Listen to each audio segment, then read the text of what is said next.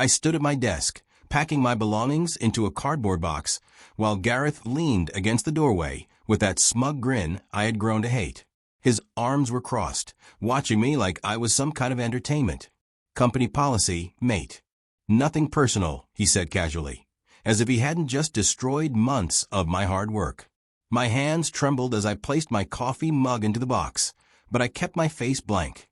I wouldn't give him the satisfaction of seeing me break. As I picked up the box and walked past him, I stopped for just a second and looked him dead in the eyes. "Nothing personal?" I whispered. "You'll regret those words, Gareth." His smirk faltered for just a moment before I walked away. 6 months earlier, everything had seemed so promising. I started working at Marbridge Tech as a data analyst, excited about my future. The office was sleek and modern, filled with young professionals typing away at expensive computers. I was eager to prove myself, even though the pay was barely enough to cover my rent in London. Gareth was my team lead, a loud man in his 40s who always wore expensive suits and talked about his weekend golf trips. At first, I admired his confidence. He seemed successful, like someone who knew how to climb the corporate ladder. But slowly, I noticed something unsettling.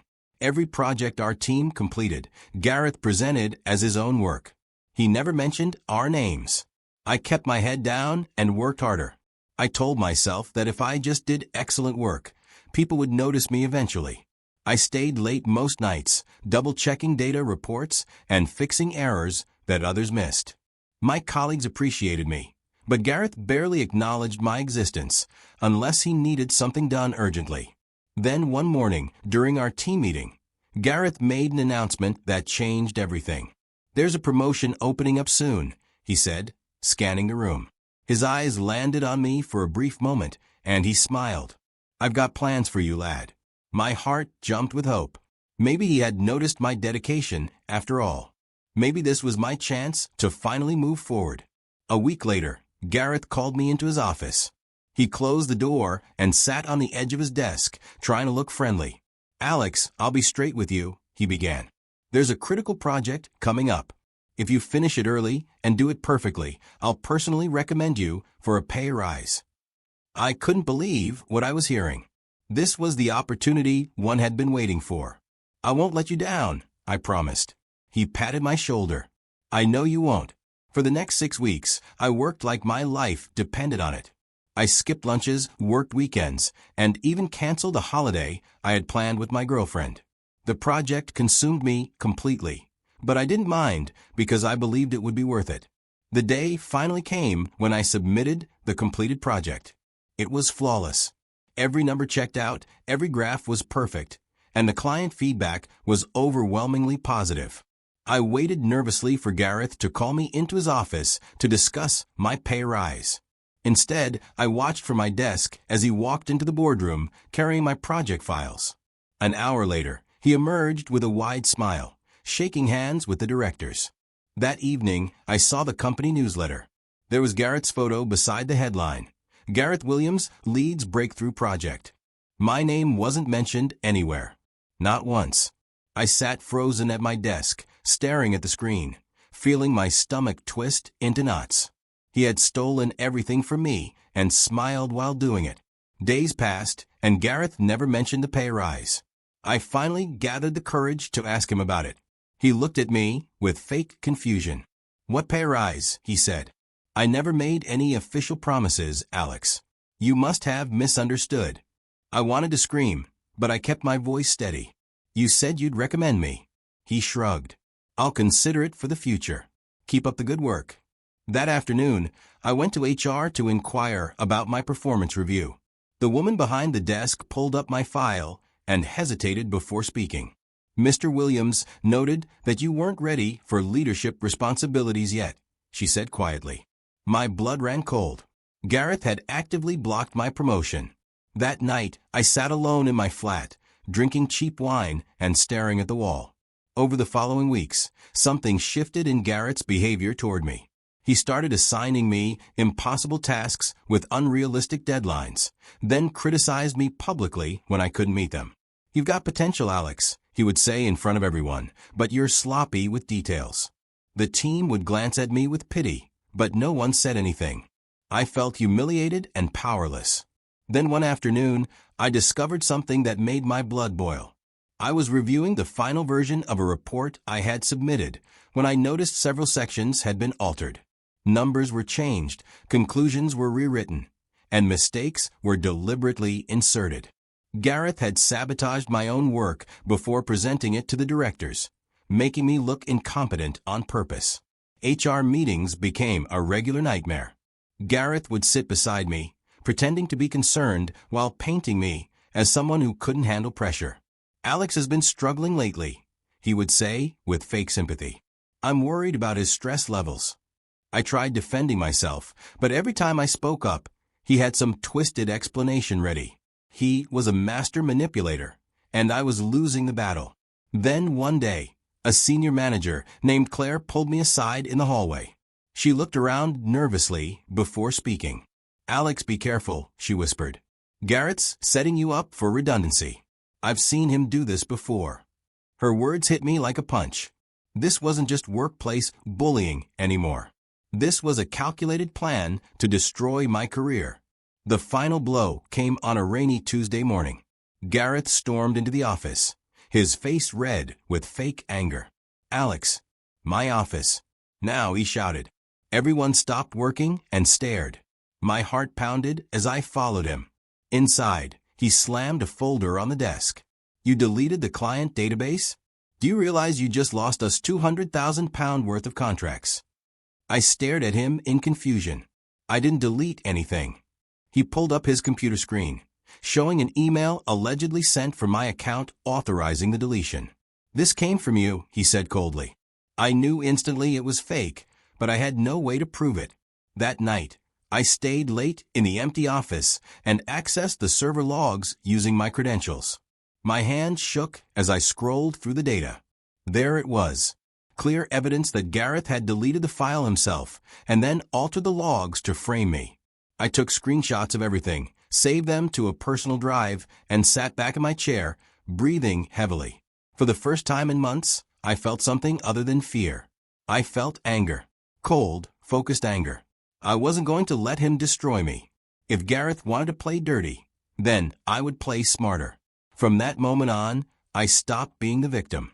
I started copying every email, every message, every timestamp that involved Gareth. I built a folder on my laptop labeled insurance and filled it with evidence. I didn't know exactly how I would use it yet, but I knew one thing for certain. Gareth had made a terrible mistake. Weeks passed, and I played the role of the defeated employee perfectly. I kept my head down, apologized when Gareth criticized me, and acted like I had accepted my fate. But behind the scenes, I was investigating him. I started noticing strange patterns in his expense reports and project budgets. Money was moving in ways that didn't make sense. Then one evening, while digging through archive company files, I found something shocking. Gareth had been selling proprietary company software to competitors for cash. There were emails, invoices, and bank transfers, all hidden in obscure folders. My heart raced as I copied everything. This wasn't just workplace harassment anymore. This was corporate fraud. Gareth had been stealing from Marbridge Tech for over 2 years, and no one knew. I needed help, but I couldn't trust anyone in management. Then I remembered Maya, a young cybersecurity intern who had joined the company recently. She was brilliant with technology, and more importantly, she didn't owe Gareth any loyalty. I approached her carefully one afternoon in the break room. "Maya, I need advice on something sensitive," I said quietly. She looked at me curiously. "What kind of advice?" I showed her some of the financial irregularities I had found, without revealing everything yet. Her eyes widened as she examined the data. "This looks like money laundering," she whispered. "Where did you find this?" I hesitated, then decided to trust her. "My manager. And I think there's more." She stared at me for a long moment, then nodded. "I'll help you." Over the next 3 weeks, Maya and I worked in secret. We met in coffee shops after work, sharing encrypted files and tracking Gareth's transactions. She was even better than I expected, finding hidden accounts and offshore transfers I would have missed. One evening, she sent me a message that made my hands shake. found a transfer to a private account in the Cayman Islands, tagged as consulting services. It's him. We now had everything we needed to expose Gareth. But I knew that simply reporting him to HR wouldn't be enough. He was too skilled at manipulation. I needed to make him expose himself publicly, in a way he couldn't talk his way out of. That's when I came up with a plan. It was risky and required perfect timing. But if it worked, Gareth would destroy himself. The next morning, I walked into Gareth's office with a carefully rehearsed proposal. "Gareth, I've been thinking," I said humbly. "The directors want better visibility on team performance, right? What if we created a confidential dashboard showing all our project metrics and financial data? It would make you look incredibly organized." His eyes lit up with interest. This was exactly the kind of thing that would make him look good in front of the board. "That's actually a brilliant idea, Alex," he said, already imagining the praise he would receive. "You handle the technical work, and I'll present it to the directors." I nodded eagerly. "Of course. I'll have it ready for next week's board meeting." As I left his office, I allowed myself a small smile. The trap was set. I spent the next week building 2 versions of the dashboard. The first was a legitimate performance tracker that looked professional and useful. The second was identical, except I had embedded all of Garrett's fraudulent transactions, fake invoices, and offshore account details into hidden slides that would trigger automatically during the presentation. I saved both versions onto separate flash drives that looked identical. On the morning of the board meeting, I arrived early and placed both drives on Garrett's desk. One was labeled Board Presentation, Final in red marker. The other was labeled the same way, but in blue marker. I knew Gareth never paid attention to small details. He would grab whichever one caught his eye first. I sat at my desk, my heart pounding, waiting to see which drive he would choose. At exactly 10 o'clock, Gareth strutted into the boardroom, carrying his laptop and one of the flash drives. I had positioned myself near the back of the room, pretending to take notes. The directors settled into their seats, and Gareth began his presentation with his usual confidence. "Gentlemen, I've developed a comprehensive performance dashboard that will revolutionize how we track productivity," he announced proudly. He inserted the flash drive and opened the file. For the first few slides, everything looked normal. Gareth clicked through charts and graphs, explaining metrics with exaggerated enthusiasm. Then, halfway through, the presentation glitched. The screen flickered, and suddenly a new slide appeared. It showed an email from Gareth to an external contact, discussing the sale of company software. The room went completely silent. Gareth's face turned pale. That's not supposed to be there," Gareth stammered, frantically clicking his mouse. But the presentation had taken on a life of its own. More slides appeared in rapid succession. Scanned invoices marked private consulting, bank transfer receipts showing payments to offshore accounts, and emails where Gareth explicitly discussed hiding transactions from the company audit. The directors sat frozen, staring at the screen in shock. Gareth tried to shut down the laptop, his hands shaking. "This is a virus. Someone hacked my presentation," he shouted desperately. But then Martin, the IT director, spoke up calmly. "Gareth, this presentation was loaded directly from your user account. There's no virus." Gareth's face drained of all color. Security was quietly called to the room. I remained perfectly still, watching everything unfold exactly as I had planned. The boardroom erupted into controlled chaos. Directors were whispering urgently to each other while Gareth tried to explain himself, his voice growing more panicked with each word. "I can explain all of this. These files are taken out of context." But the evidence was overwhelming and undeniable. The CEO stood up, his face hard as stone. "Gareth, you're suspended effective immediately pending a full internal investigation. Please surrender your access cards and leave the premises." Security escorted him out while he protested loudly. As he passed my desk, his eyes met mine for just a second. In that moment he knew. He realized exactly what I had done. His face twisted with rage, but there was nothing he could say. The quiet analyst he had tried to destroy had just ended his career in front of everyone who mattered. The following days were intense. Internal audit teams swarmed the office, interviewing everyone and examining every financial record.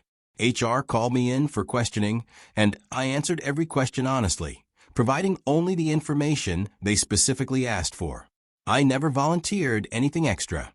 Maya and I had agreed to stay invisible during the investigation. We weren't whistleblowers seeking attention. We were simply employees who had noticed irregularities and documented them appropriately. Within 72 hours, the audit team had traced Garrett's illegal activities back over 2 years. They found over £500,000 that he had siphoned from the company through fake contracts and offshore accounts. The evidence was so overwhelming that even his expensive lawyers couldn't spin it. Gareth was finished, and everyone in the office knew it. Colleagues who had once feared him now whispered about his downfall in the break room. Gareth, desperate and cornered, made one final attempt to save himself. During his formal interview with the investigators, he tried to shift the blame onto me. Alex built the entire financial tracking system, he claimed. He had access to everything. How do you know he didn't plant this evidence to frame me? For a moment, I worried his lie might create doubt. But the investigators were thorough professionals. They examined the email trails and found dozens of messages where Gareth had forged my digital signature on documents, trying to cover his tracks. They also found communications where he had discussed his schemes with external contacts long before I had even joined the company. Every desperate lie Gareth told only dug his hole deeper. The investigators saw right through him. His credibility was completely destroyed. On a cold Thursday morning, 2 police officers arrived at Marbridge Tech. Everyone in the office fell silent as they walked directly to the conference room where Gareth was being held. 10 minutes later, they emerged with Gareth in handcuffs. He was shouting as they led him through the office. "This is all Alex's fault. He set me up. You're all blind." People stared in shock as the man who had once wielded so much power was escorted out like a common criminal. Just before they reached the elevator, the CEO appeared from his office. He looked at Gareth with cold disgust, then turned his gaze to me. "Alex, can you come to my office, please?" My heart skipped a beat. I had no idea what to expect. As I followed him down the hallway, I prepared myself for anything. The CEO closed the door and gestured for me to sit. For a long moment, he said nothing, just studied me carefully. Then he spoke. "Alex, I'm going to be direct with you. We know what you did." My stomach dropped. Had I miscalculated? Was I about to be punished too? But then he continued. "You exposed massive fraud that could have bankrupted this company. Gareth was stealing from us for years, and no one caught it except you." He paused. "We owe you a debt of gratitude." I exhaled slowly, relief flooding through me. The CEO leaned forward. "We need someone with integrity to lead the analytics department. Someone who actually cares about this company. I'm offering you Garrett's position as head of analytics." I stared at him, barely able to process the words. The job I had dreamed of was being handed to me. I accepted the position, but only after making one request. "I want to choose my own team," I said firmly. "I want people who value honesty and hard work, not politics." The CEO agreed without hesitation.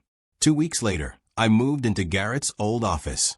It was a large glass-walled space overlooking the main floor, the kind of office that symbolized success.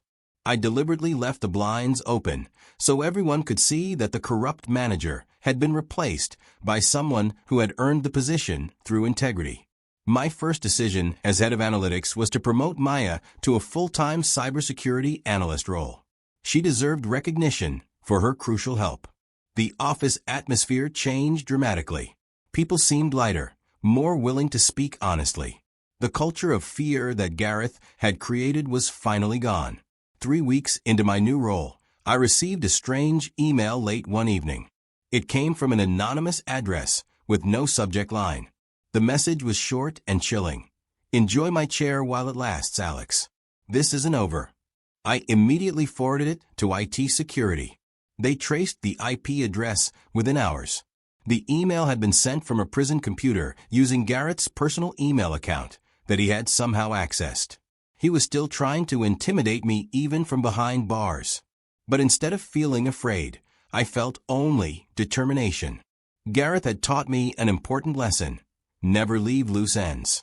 I contacted the company's legal team and provided them with additional evidence I had kept secured.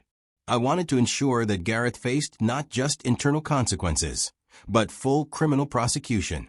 He needed to be held accountable by the law. 6 months later, I stood on the office balcony during my lunch break, looking out over London's skyline. The newspaper headline that morning had read, "Former tech manager sentenced to 4 years for corporate fraud." Gareth's trial had been swift and decisive. The evidence was too strong for any defense. He lost everything: his career, his reputation, his freedom. Meanwhile, Marbridge Tech had recovered and was thriving. The company's reputation had actually improved because we had demonstrated that we took fraud seriously. I had become known as the person who had saved the company from collapse. People respected me not because I was loud or aggressive, but because I had shown quiet courage when it mattered most. As I stood there, I realized something important. Revenge doesn't require violence or shouting. Sometimes, the most powerful revenge is simply letting the truth speak for itself. Thanks for watching. Please remember to like, comment, and subscribe.